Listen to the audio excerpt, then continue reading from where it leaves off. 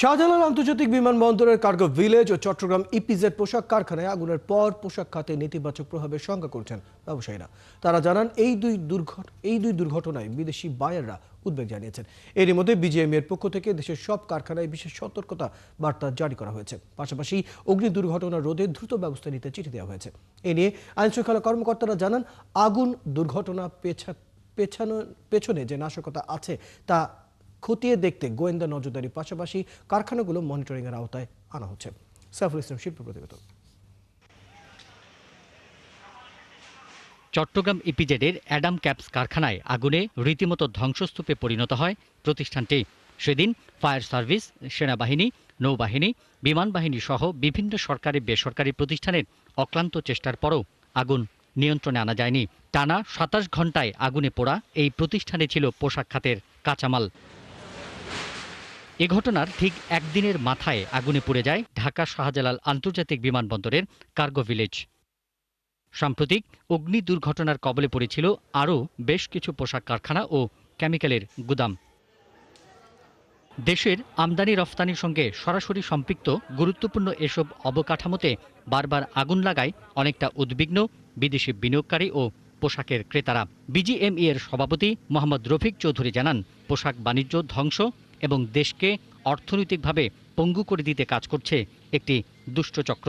পরপর সবগুলি কাকতালীয়ভাবে তো আর হয় না, এগুলির পিছনে নিশ্চয়ই কেউ না কেউ কাজ করতেছে। এবং দেখেন একটার পর একটা ঘটনা এইভাবে তো দেখেন, এমনি তো সব ঠিক আছে, হঠাৎ করে কেমনে আজকে কালকে পরশু পরপর টানা কি সমস্যা হয় না, এটার পিছনে ডেফিনেটলি কারণ আছে।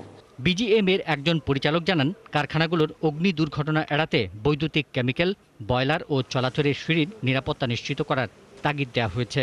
প্রত্যেকটা ফ্যাক্টরিতে আমরা আলাদাভাবে লোক পাঠিয়ে বিজিএমএ থেকে ফ্যাক্টরিকে আমরা আবার মনিটরিং করব এবং মনিটরিং রিপোর্টটা দেখে আমরা কিন্তু পরবর্তী ব্যবস্থা নেব যাতে কোনো ধরনের দুর্ঘটনা না ঘটে। চট্টগ্রাম ও ঢাকা বিমানবন্দরের আগুনের পর আরও সতর্ক অবস্থায় রয়েছে ফায়ার সার্ভিস। বায়োজিৎ, সীতাকুণ্ড, সাগরিকা, কালুরঘাট সহ বিভিন্ন এলাকার কারখানাগুলোতে 9টি জোনে ভাগ হয়ে শুরু হয়েছে ফায়ার সার্ভিসের আগুন ঝুঁকির তদারকি। প্রতি টিমের মধ্যে আমাদের 3 জন অফিসার থাকবেন।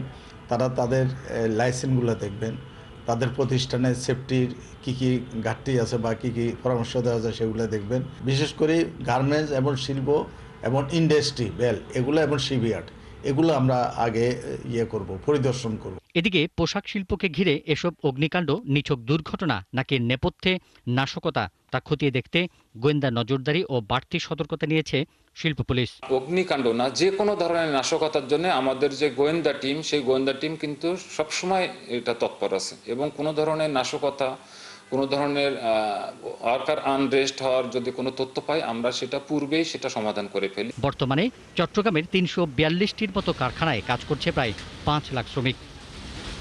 পিন্টু হাজং, 71। দর্শক, আমাদের সহকর্মী সাইফুল ইসলাম শিল্পী আমাদের সাথে যুক্ত হচ্ছেন। সম্প্রতি আগুনের ঘটনা, চট্টগ্রামের পোশাক খাতের বর্তমান যে উদ্বেগময় পরিস্থিতি, সেই নিয়ে তার কাছ থেকে কিছু বিস্তারিত জানবো আমরা। সাইফুল ইসলাম শিল্পী, আগুনের ঘটনায় কারখানার কর্তৃপক্ষ উদ্বেগ কাটাতে প্রশাসন যে কি ধরনের ব্যবস্থা নিচ্ছে এবং কি বলছে প্রশাসন, কি কি পদক্ষেপ নেওয়া উচিত বা কি কি নেওয়া হচ্ছে? আপনাকে আমরা আছি Chattogram Agrabad fire service control রুমে। আপনি দেখতে পাচ্ছেন যে ফায়ার সার্ভিস চট্টগ্রামের বৃহত্তর এটা ফায়ার সার্ভিস স্টেশন। আসলে চট্টগ্রাম এবং ঢাকাতে যে দুটি ঘটনা ঘটে গেছে, এইখান থেকে আমরা যে শিক্ষাটা পেয়েছি, আসলে ফায়ার সার্ভিস যে বড় ধরনের আগুন লাগলে ফায়ার সার্ভিস কন্ট্রোল রুম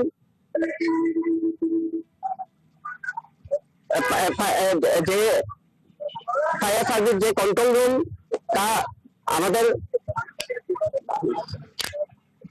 যে চট্টগ্রামের যে ফায়ার বড় ধরনের ফায়ার আগুনের ঘটনা ঘটলে ফায়ার সার্ভিস যে অক্ষম, এটা তাদের আধুনিক যন্ত্রপাতি অভাব। আসলে ফায়ার কর্মীদের নিরলস প্রচেষ্টা সত্ত্বেও আধুনিক যন্ত্রপাতি এবং তাদের যে সরঞ্জাম সেইগুলোর অভাব, এবং এই কারণে ফায়ারের যে কোনো ভবনের দুর্ঘটনা লাগলে ফায়ার নিয়ন্ত্রণ করা যায় না।